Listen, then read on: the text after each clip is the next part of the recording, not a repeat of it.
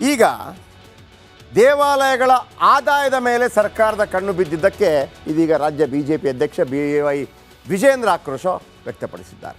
ವಿಧಾನಸೌಧ ಮುಂದೆ ಒಂದು ಹುಂಡಿ ಇಟ್ಬಿಡಿ, ಯಾರಾದರೂ ದಾನಿಗಳು ಅಲ್ಲೇ ಬಂದು ದಾನ ಮಾಡ್ತಾರೆ ಅಂತ ಹೇಳಿದ್ದಾರೆ. ವಿಜೇಂದ್ರ ಹುಂಡಿ ಹೇಳಿಕೆಗೆ ಪ್ರಿಯಾಂಕರ್ಗೆ ತಿರುಗೇಟು ಕೊಟ್ಟರು. ಎಲ್ಲವೂ ವಿಧಾನಸಭೆಯಲ್ಲಿ ಚರ್ಚೆಯಾಗಿದೆ, ನಿನ್ನೆ ಏಕೆ ವಿರೋಧ ಮಾಡಲಿಲ್ಲ, ಕಡಲೆಪುರಿ ತಿಂತಿದ್ರಾ? ಬಿಜೆಪಿ ರಾಜ್ಯಾಧ್ಯಕ್ಷರು ಹಿಂದೂ ದೇವಾಲಯ ಕಾಯ್ದೆ ಓದಿಕೊಳ್ಳಲಿ ಅಂತ ವಿಜೇಂದ್ರ ಆರೋಪಕ್ಕೆ ಸಚಿವ ರಾಮಲಿಂಗಾರೆಡ್ಡಿ ತಿರುಗೇಟು ಕೊಟ್ಟಿದ್ದಾರೆ. ನಾನು ಹೇಳಿದ್ನಲ್ವಾ, ಯಾರು ಸರಿ ಯಾರು ತಪ್ಪು, ಇದು ಕೇವಲ ಬಾಯಿ ಮಾತಿನ ಹೋರಾಟಗಳಾಗ್ತಾ ಇದೆ. ಕಾಂಗ್ರೆಸ್ಗೆ ಸಮರ್ಥಿಸ್ಕೊಳ್ಳೋಕೆ ಬರ್ತಾ ಇಲ್ಲ. BJP ಅಟ್ಯಾಕ್ ಮೇಲೆ ಅಟ್ಯಾಕ್ ಮಾಡ್ತಾ ಇದೆ, ಕಾಂಗ್ರೆಸ್ ತಬ್ಬಿಬ್ಬಾಗಿದೆ. ಈ ನಾಯಕರುಗಳು ಏನು ಮಾತಾಡಿದ್ರು ಬನ್ನಿ ಕೇಳಿಸ್ಕೊಳ್ಳಿ. ಶ್ರೀಮಂತ ದೇವಾಲಯಕ್ಕೂ ಕೂಡ ಕನ್ನ ಹಾಕ್ತಕ್ಕಂಥ ಕೆಲಸ ರಾಜ್ಯ ಸರ್ಕಾರ ಇವತ್ತು ಮಾಡ್ತಾ ಇದೆ. ನಾನು ಹೇಳ್ತೇನೆ, ಮಾನ್ಯ ಮುಖ್ಯಮಂತ್ರಿಗಳಿಗೆ ಒಂದು ಸಲಹೆನ ಕೊಡ್ತೇನೆ.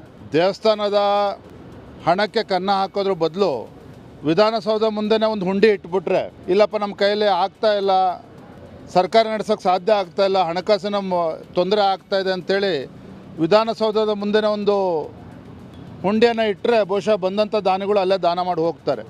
ಈ ಒಂದು ಸರ್ಕಾರ ಈ ಮಟ್ಟಕ್ಕೆ ಇಳಿದಿರ್ತಕ್ಕಂಥದ್ದು ನಿಜವಾಗ್ಲೂ ಕೂಡ ಇದು ತಲೆ ತಗ್ಗಿಸ್ತಕ್ಕಂಥ ಒಂದು ಸಂದರ್ಭ.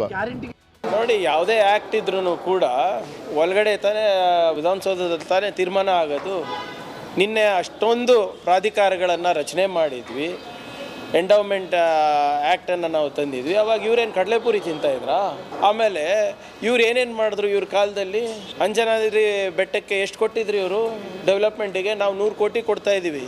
ಇವರು ಹನುಮ ಧ್ವಜದ ಬಗ್ಗೆ ಇಷ್ಟು ಮಾತಾಡ್ತಾ ಇದ್ದಾರಲ್ಲ, ಅದರ ಅಭಿವೃದ್ಧಿಗೋಸ್ಕರ, ಹನುಮ ಹುಟ್ಟಿರುವ ಸ್ಥಳದ ಅಭಿವೃದ್ಧಿಗೋಸ್ಕರ ಎಷ್ಟು ಕೊಟ್ಟರು ಅಂತ ಅವ್ರು ಬಾಯಿ ಬಿಟ್ಟು ಹೇಳಿ.